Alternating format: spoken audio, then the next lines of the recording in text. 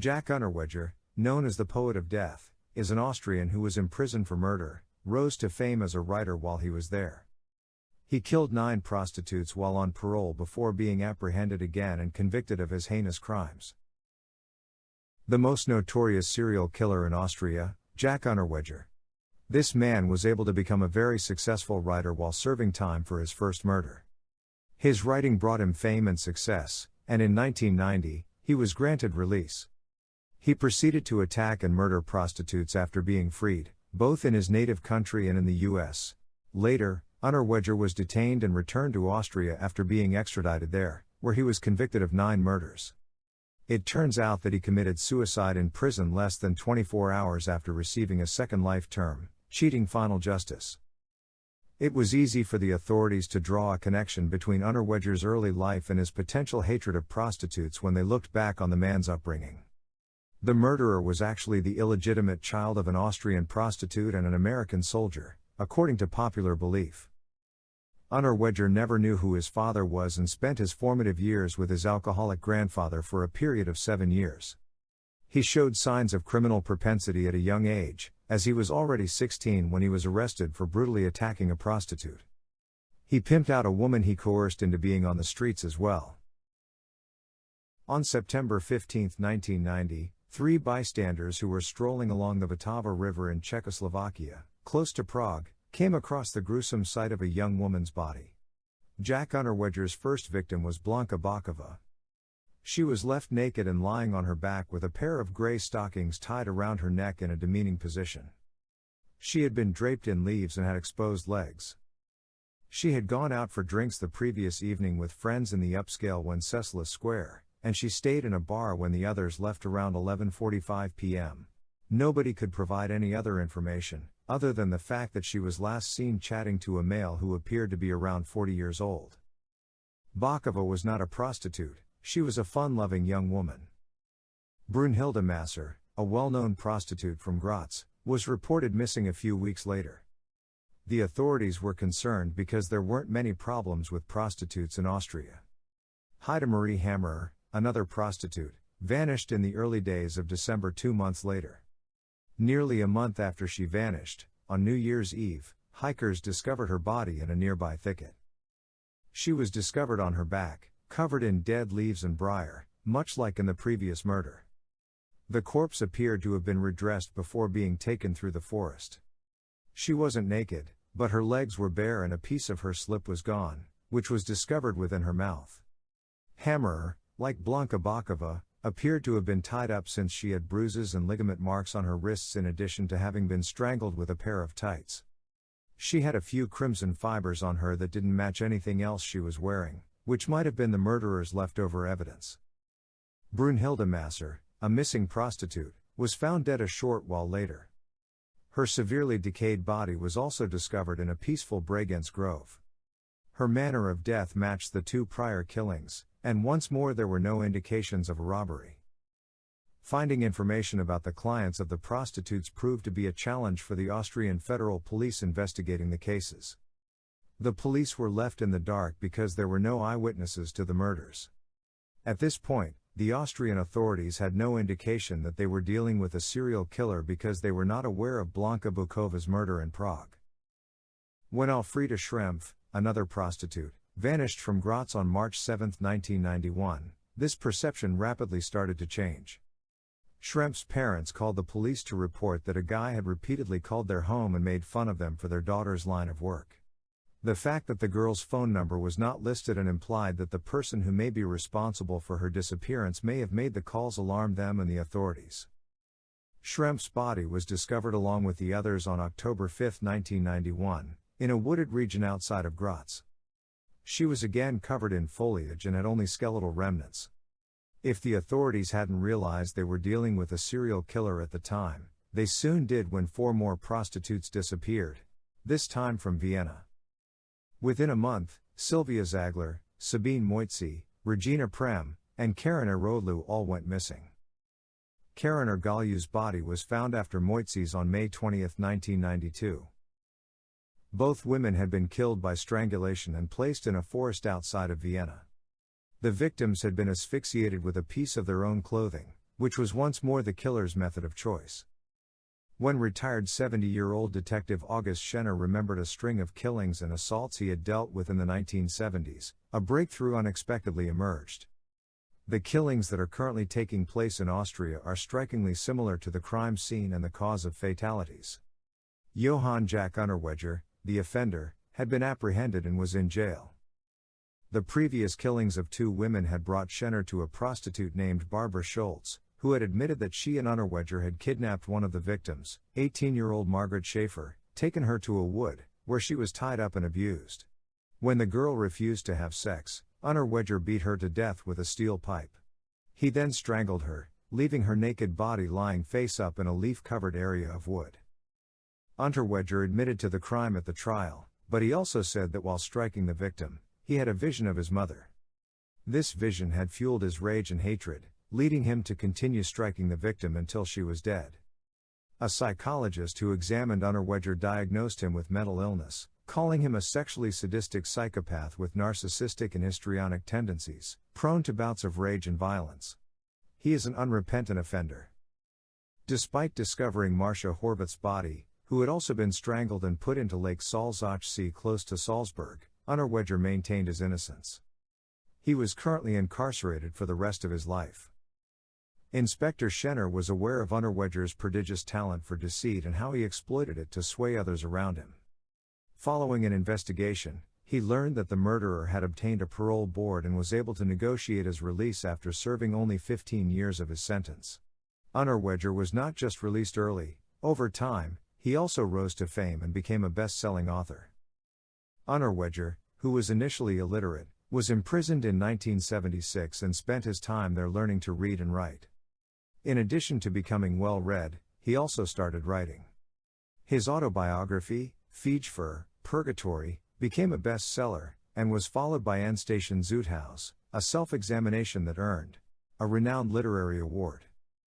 His works included confessional writings, such as Unterweger's memoirs, which were chock full of self-indulgent documentation of his own unstable mental state and murderous impulses. Publishers and the parole board were undoubtedly impressed by his infamous reputation as a damaged killer as well as the creative and lyrical nature of his writing. Because the authorities were quick to think that art had brought about atonement, Unterweger's literary efforts had earned his freedom in addition to earning him accolades and notoriety. The now famous lifer was held up as an illustration of how a bad person, in Unterweger's case, a vicious murderer, can change for the better and benefit society. Unterweger eventually found himself at the center of a widespread effort to have him released after giving countless interviews to the media and demonstrating that he had changed. His attempts to deceive the authorities and the general public led to his release on bail on May 23, 1990. While Unterweger was being feted by the chattering classes and invited to ritzy soirees and parties, one of the strangest and most unsettling aspects of this case is that he was also being asked for his opinions and advice on the most recent disappearance of prostitutes that he alone was responsible for. By this point, the assassin was known as the Courier, and Unterweger not only spoke about the case on television discussion shows but also gave broadcast interviews while walking down the street. In truth, the cunning Unterweger continued his terrible fascination with abusing women even as he basked in the limelight of fame and watched his novels climb the bestsellers list. Some police detectives had developed a suspicion for Unterweger, but they had to proceed cautiously because the convicted murderer was now a well-known literary personality and a symbol of atonement for the liberal community. Dr. Ernst Geiger, an investigator of the Austrian Federal Police, was never persuaded by Unterweger's portrayal of himself as a penitent. On the murderer, a covert watch was maintained. Not only Geiger noticed that the most recent murders abruptly halted when Unterweger was invited to write articles in Los Angeles. He now understood that he would need to investigate Unterweger's whereabouts carefully and either kill or imprison him. It only required obtaining the appropriate proof. The authorities started following Unterweger's paper trail of transactions, including credit cards, receipts, and rental car companies. After several months, they had amassed a large number of connections to the man's whereabouts and the crime scenes. Records revealed that Unterweger was in Bregenz and Graz when victim Heidemarie Hammerer vanished and was in Graz when Brunhilde Masser was discovered strangled. Additionally, A witness stated that Unterweger resembled a man she had seen with Hammerer immediately before she vanished, who was donning a brown leather jacket and a red scarf. There were also confirmed sightings of Unterweger with the other victims in Vienna. Unterweger penned articles criticizing the police's efforts to find the murderer after returning to Austria and realizing he was now a suspect. Because so many people had taken a big chance on Unterweger, thinking he was a changed guy, they backed him in his fight against the authorities. Dr. Ernst Geiger needed to gather as much circumstantial evidence as he could, which he accomplished by speaking with numerous Austrian prostitutes that Unterweger had gone to while pretending to be a journalist.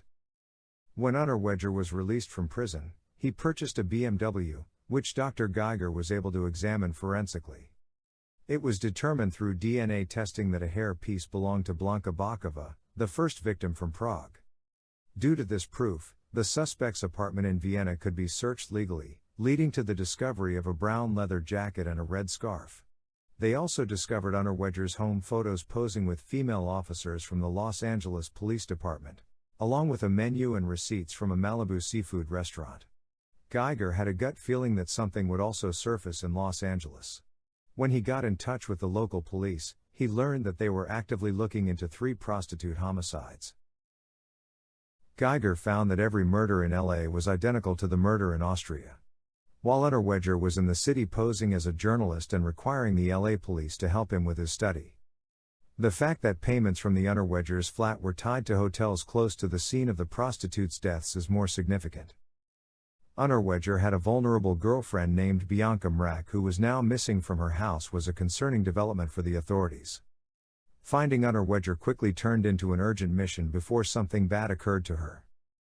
Because of information from acquaintances that the authorities were now looking for him, Unterweger and Mrak were able to leave Austria and travel to the US.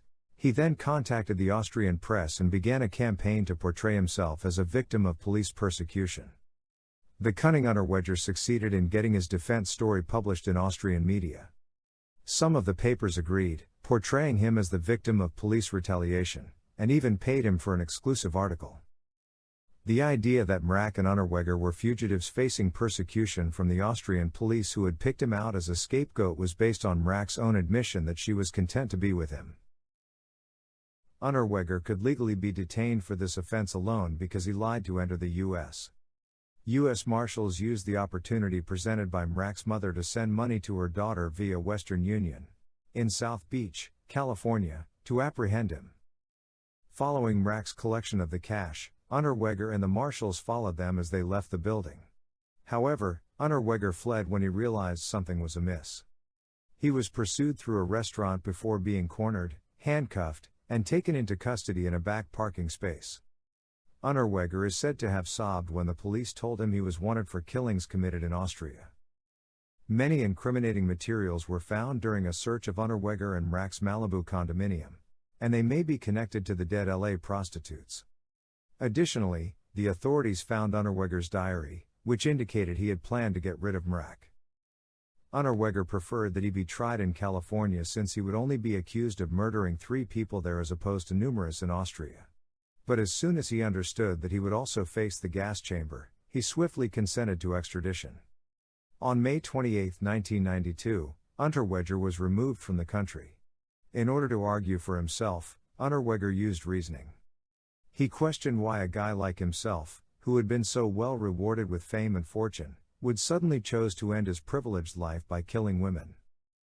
But before the trial began, Dr. Geiger asked Thomas Mueller, the head of the Federal Ministry of the Interior's Criminal Psychology Service, to travel with him to America and learn as much as they could about the psychology of obsessive serial killers. Geiger and Mueller learned that killers like Unterweger exhibited deviant sexual obsessions that typically followed a pattern and had conventional patterns of behavior during a briefing with the Behavioral Science Unit, BSU, at Quantico, Virginia. Even though most serial killers don't travel from one nation to another, there was too much similarity between the LA prostitutes' deaths and the Austrian ones for it to be a coincidence. However, there was more concrete evidence against Unterweger when it was discovered that the ligature knots used on the 3 prostitutes in Los Angeles resembled the pantyhose knots used on the Austrian victims. The trial got underway in Graz, Austria, in June 1994. All murders in Austria, Prague, and Los Angeles were to be tried under Austrian law on Unterweger. By appealing to the jury and the public's sense of fair play, the guy himself played to the crowd and used his well-honed manipulative talents. How could they ignore such self-deprecating honesty when he said he was a rat and an inveterate liar who killed women rather than loved them? The prosecution's reaction to such questions, which was based on psychiatric assessments and FBI investigation analysis, revealed that a man like Unterweger was not reasonable, which was something the defense did not anticipate. It truly didn't matter what status he held in life, he was someone who suffered from unchecked compulsions and fetishes. He continued to kill because it was an addiction.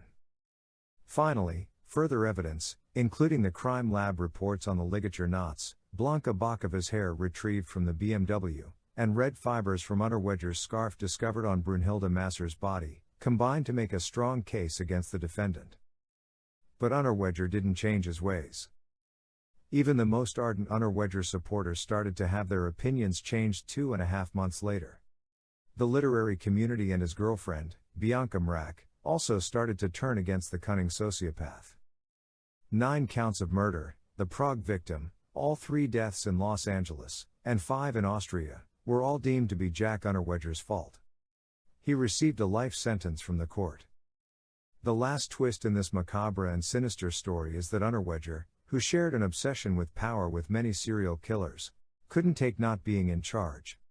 Using the string from his jail jumpsuit, he used the window of time while the guards were hidden to hang himself. Ironically, he employed the very same knot that he had so brutally honed on his victims. Thanks for watching this episode of Radio Mind. Make sure to like and subscribe, it helps grow the channel. Until next time, be safe and remember, don't let everyday stresses kill your spirit and imagination.